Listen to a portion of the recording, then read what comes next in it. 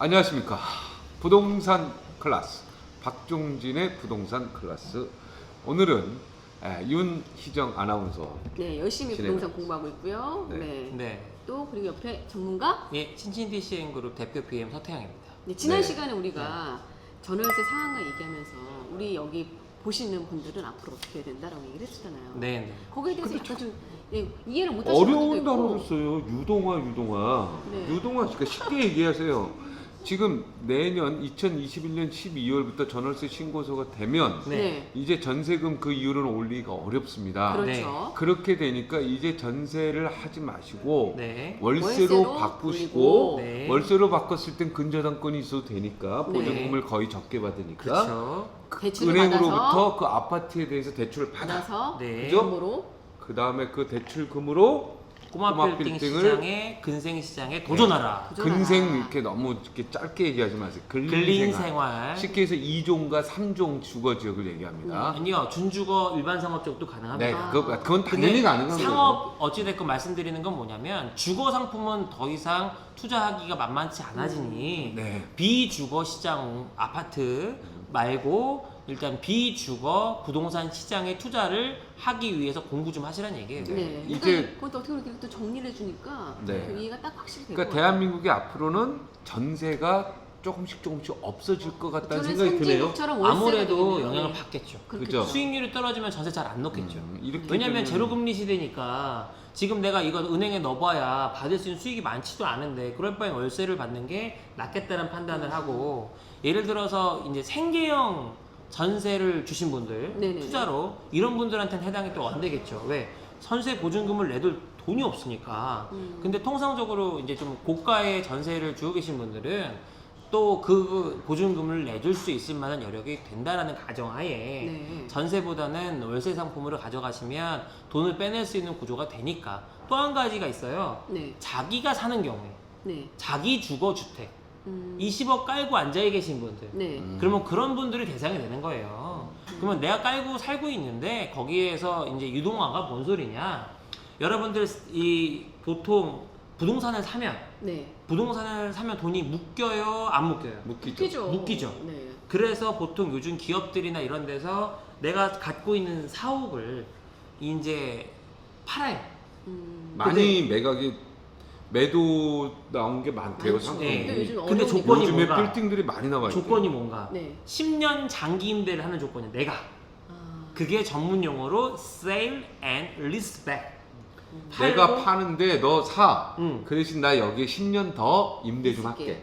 그게 조건인 거야. 네. 그러면 나는 10년 동안 여기서 운영을 하면서 자금이 유동화가 생기잖아요. 네네네. 팔았으니까 네. 이 돈 갖고 뭐 할까? 투자를 하는 거죠. 아. 근데 만약에 내가 10년 동안 여기 있으면서 깔고 앉아 있었어. 네. 근데 이 땅이 예를 들어서 뭐 1,000억짜리 땅이야. 10원 한 장 안 나와요. 세금만 나오지. 그렇긴 하죠. 그죠? 네. 유동화라는 게 다른 개념이 아니라 내가 빌딩을 갖고 있어. 내가 거주해. 내가 쓰고 있어 4억으로. 500억인데 700억으로 올랐대. 야, 기분 좋아. 근데 언제 돈 생겨요? 팔았을 때 돈이 생기는 거 아니에요. 지금 사실 요번에 이제 코로나로 인해서 많은 이슈들이 네. 현금화해야 된다. 현금화한다는 얘기, 현금화. 네. 근데 이게 비단 기업뿐만 다른 아니라 뜻도 있죠, 여러 가지. 네, 여러 개 있지만 네, 왜 현금화를 해야 되나? 왜 현금? 투자를 할 만한 뭔가 곳에 불안하다 뭐 이런 그렇죠. 생각도 있고, 그죠? 일단 믿을 수 있는 건 현금밖에 없다라는 것도 있지만, 중요한 건 뭐냐면 여기에서 자, 내가 20억을 깔고 앉아 있어요.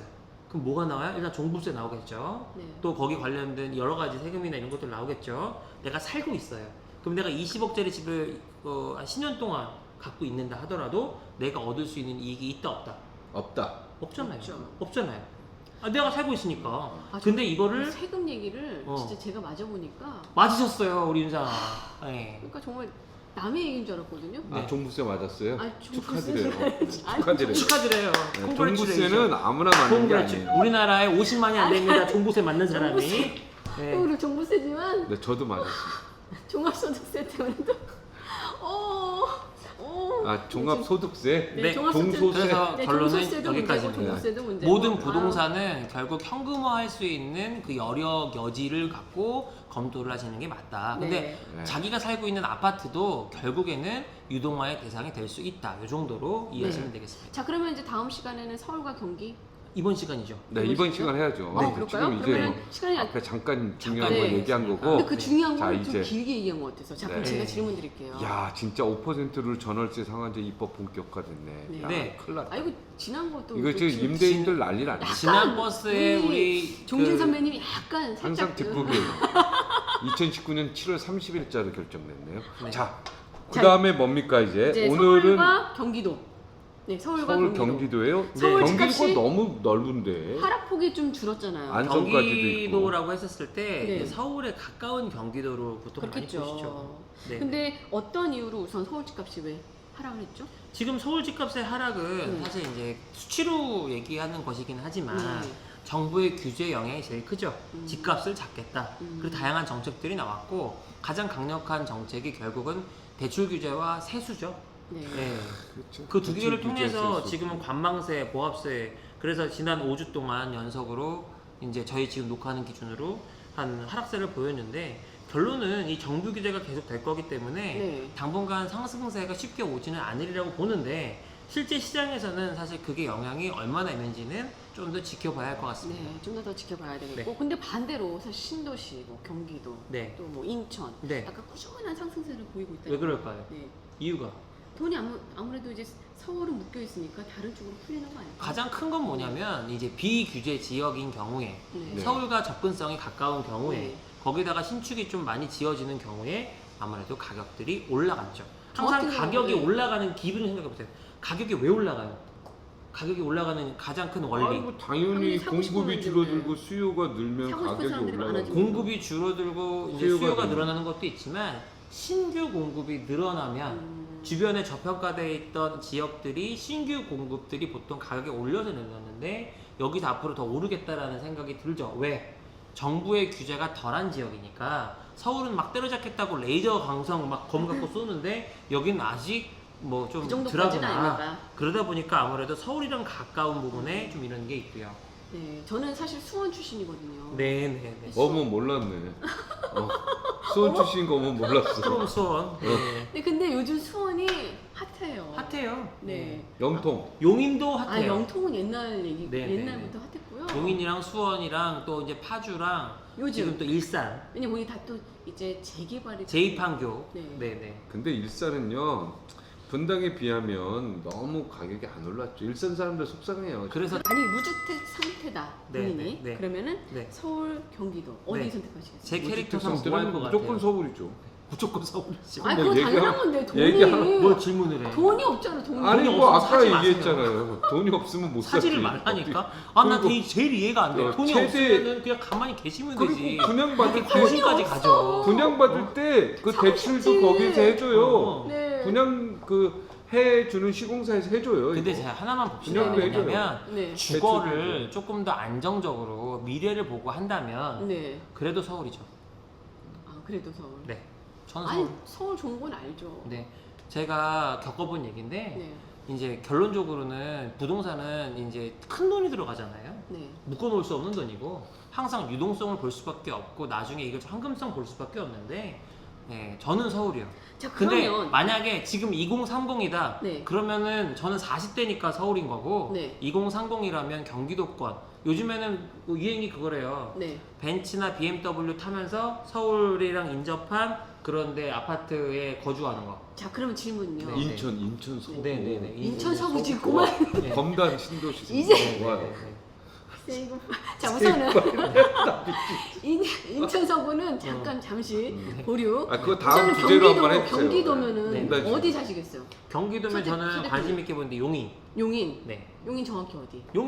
용인의 지금 지역에 땅값이 그래도 아주 저렴한 지역이 많이 있고요. 네. 지금 최근에 용인의 신갈 쪽 보시면 네. 이케아 들어왔죠. 네. 거기에 이케아 옆에가 프리미엄 아울렛 있죠. 그 맞은편에 한샘이 업체들 멀티로 때려 부어가지고 또 이거 했죠. 그 일대가 그 신갈 호수 주변들이 계속 개발이 되고 있어요. 그래서 그 일대 땅값들이 올라가고 있는데 그래도 거기 아직 5, 600이에요.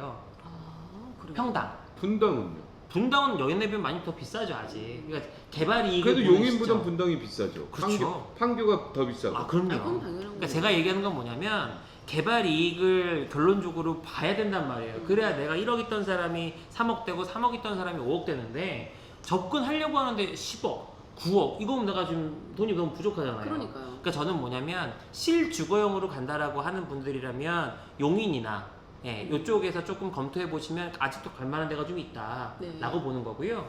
용인에서는 용서 이제 고속도로 있잖아요. 네. 20-30분이면 또 서울에 와요. 맞아요. 그래서 저 서울의 접근성이 좋은데 거기를 보거나 아니면 또 일산이 이제 좀 뜨고 있거든요. 네. 다음 시간에 말씀드리겠습니다. 일산 쉽지 않을 것 같은데 어쨌든 다음 일산 시간에 뜬다 해가지고 지금 20년 동안 안 떴어요. 그 20년 차서 나 이제 좀 진짜. 뜨기 시작하는 것 같아요. 진짜 일산 사는 사람도 개인 제가 감정이- 너무 많이 알고 있거든요. 근데 저도 일산 살았어요.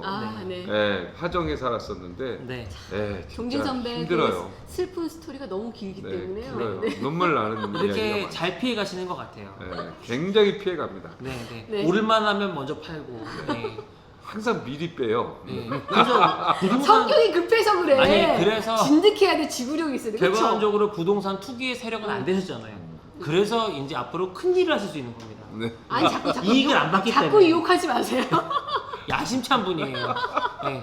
저도 그 야심을 믿기 때문에 여기 나오는 거예요. 안 돼, 안 네. 돼요. 야, 근데 이 부동산 정책 정부가 여기까지 어떻게 하시라고 가져가야 되는 거예요? 피디님이 하시자고 합니다. 부동산 정책 이렇게 규제해도 되는 거예요? 안 되는 거예요? 피디님이 빨리 이렇게 얘기해 고마워, 보세요. 고마워. 여기까지 고마워, 할까요? 고마워. 다음 시간에 알려드릴게요. 부동산 규제 필요합니까? 다음 시간에. 네, 다음 알겠습니다. 시간에 또 다음 알려드리겠습니다. 시간에 하도록 하겠습니다. 여기서 마치겠습니다. 고맙습니다. 감사해요.